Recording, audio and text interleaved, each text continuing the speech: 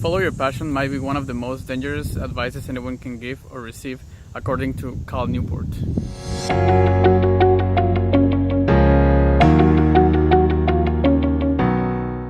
In his book, So Good They Can't Ignore You, Cal Newport talks about how following your passion is bad advice. Cal Newport debunks the long-term belief that following your passion is the key to satisfaction and having a good life.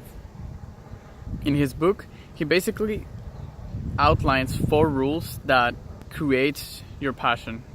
The rule number 1, as counterintuitive as it may seem, it's don't follow your passion. The gist of this rule is that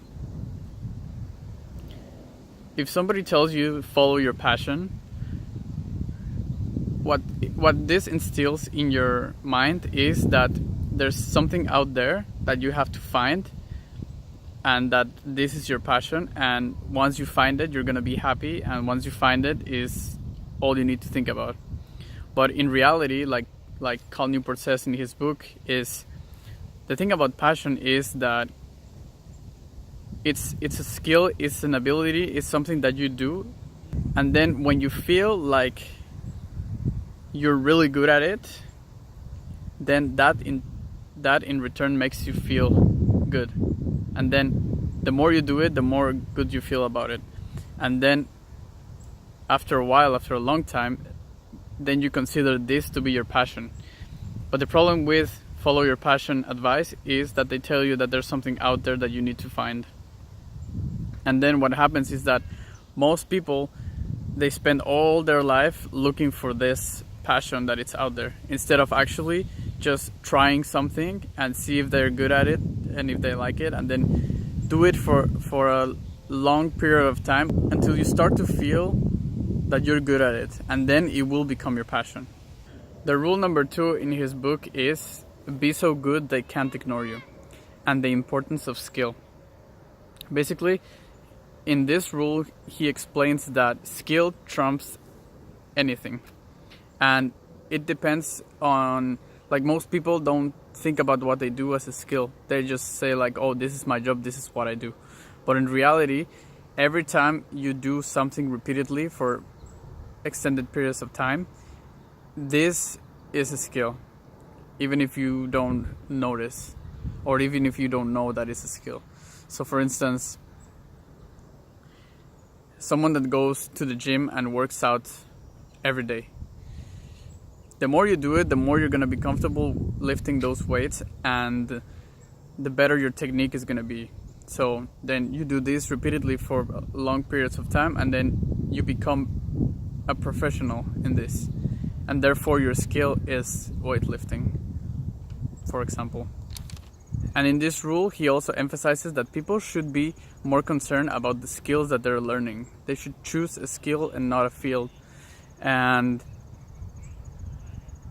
see what skills are important in the world, and then find something that you like. And even if at the beginning you don't like it, you just try it out for long enough to see if you're actually good at it. Because once you feel like you're good at something, then it's going to become some sort of a passion for you. And it doesn't mean that you necessarily have to have only one passion.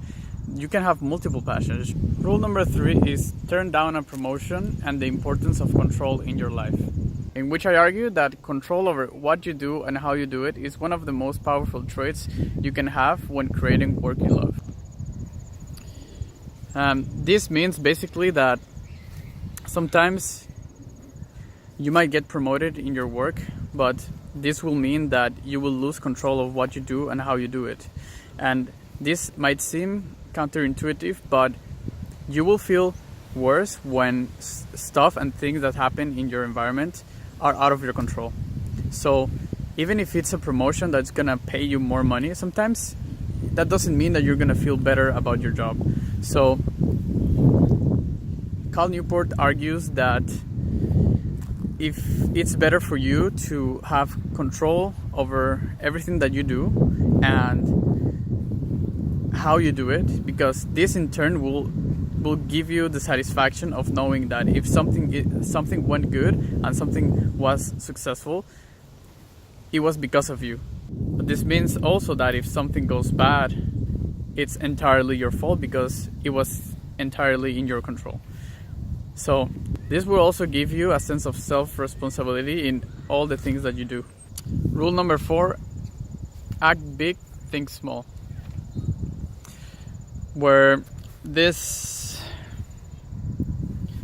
this means is that most people are always thinking. You think big, you want to be a millionaire, you want to have a huge house, you want to have this car, you want to have that, you want to have that, and you want to have that.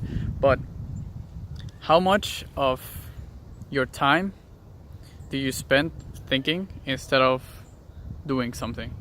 So he says that you should be thinking less and acting more.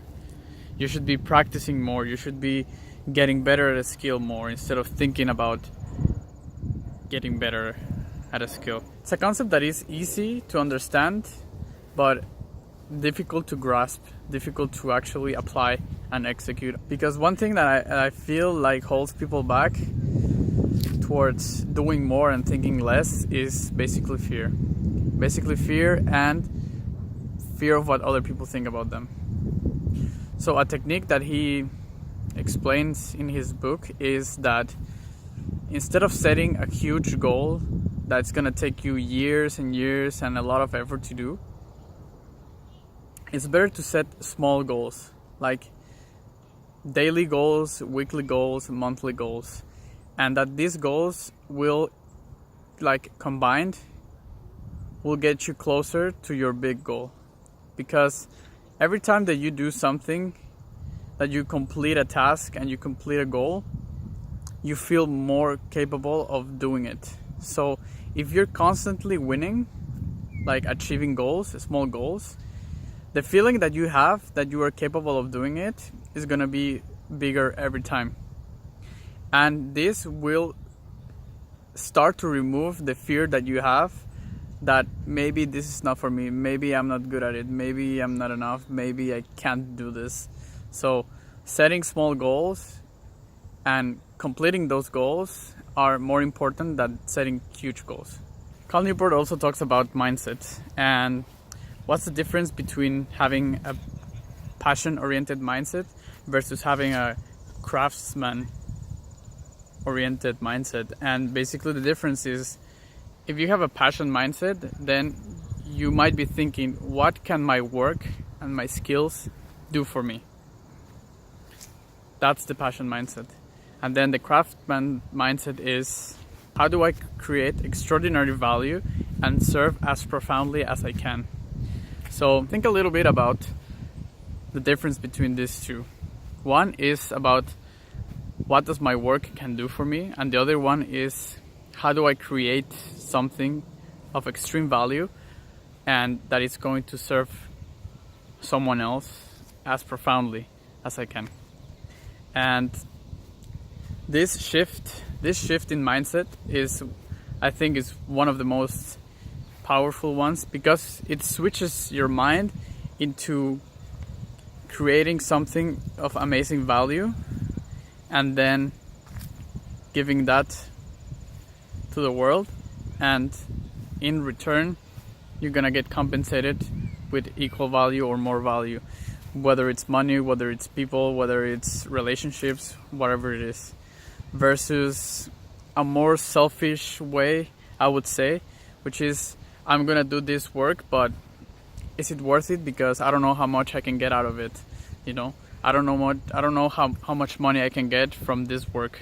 So if you change your mindset in that way, I believe that you will start to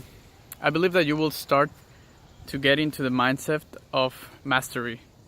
By mastery, we come back to the skill, because once you practice a skill enough, you start to become professional at it, and then you start to become a master in it. So I feel like the mindset that everybody should have is, how can I become a master at something? In the book, Cal Newport also has these two concepts that I find really interesting. One is the deliberate practice, and two is career capital.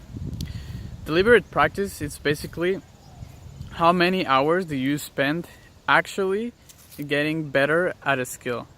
Because you can be sitting down, let's say you want to be a software engineer and you want to learn how to program. You might be sitting on your computer for 8 hours, but how many hours of these 8 hours do you actually spend reading, learning, and actually coding? Like actually typing code and creating stuff and making mistakes. Maybe 2, maybe 3.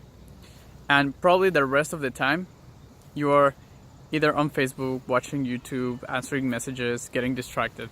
So by deliberate practice, he says, how many hours do you actually spend in the skill that you want to develop? And then the other one is career capital, where he says that you get to a point where you've mastered this skill, you know, and it has to be a rare and valuable skill for someone else. And he says that you should question yourself if the skill that you're learning is rare and valuable. Because if it is, then if you build this skill to a point where you are a master, that you're really good, then this is something that will generate you money and generate value to someone else without needing a job or without someone else like grading you on your skills. So he says that you should find rare and valuable skills, work on them deliberately with deliberate practice until you have enough career capital. This means, like, let's say you have 5 to 8 or maybe 10 years of experience and you're so good that literally no one can ignore you, like the book title.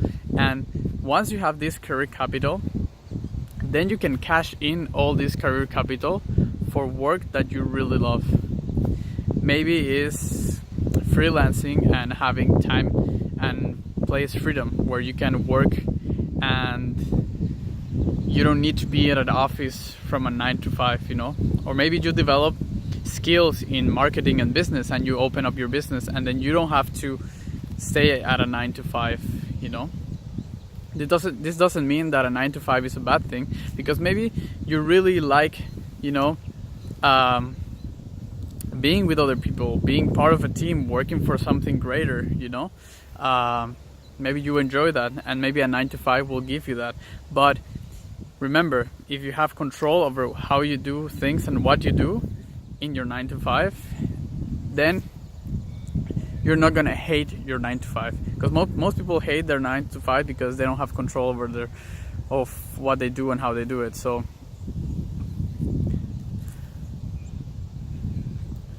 yeah, once you have this career capital, you're able to cash in and you will get the satisfaction that you're looking for, and that doesn't necessarily come from following your passion or doing something that you really like.